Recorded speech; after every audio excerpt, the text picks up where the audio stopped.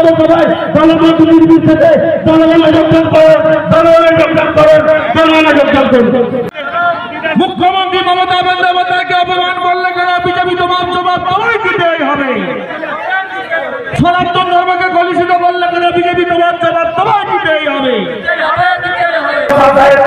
অপমান করা হয়েছে, কুটবর্তনীয়তাও করা হয়েছে।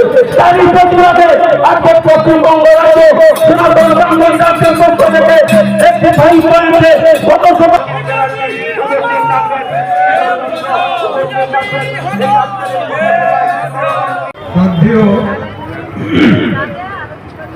বর্তমান সভাপতি এবং পশ্চিমবঙ্গ রাজ্য সনাতন ব্রাহ্মণ ট্রাস্ট সমস্ত বিজ্ঞজনদের আমি যথাযথ সম্মান জানিয়ে আমি দু একটা কথা বলছি, এটাকে আমরা বড় করে নিয়েছি।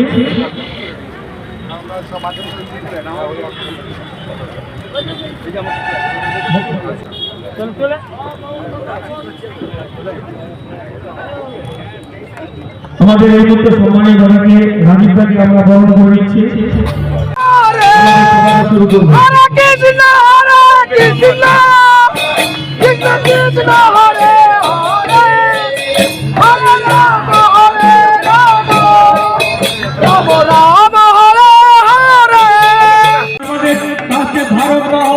জগদাতা দিকে আমাদের এই সনাতন ব্রাহ্মণ ট্রাস্টের গাইডলাইন দিয়েছেন।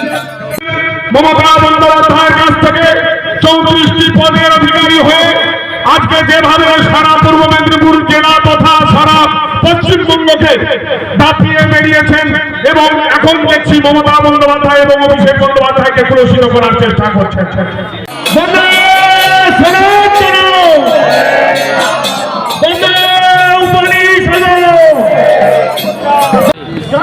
আপনারা হরিনাম সংকীর্তনটা শুরু করুন।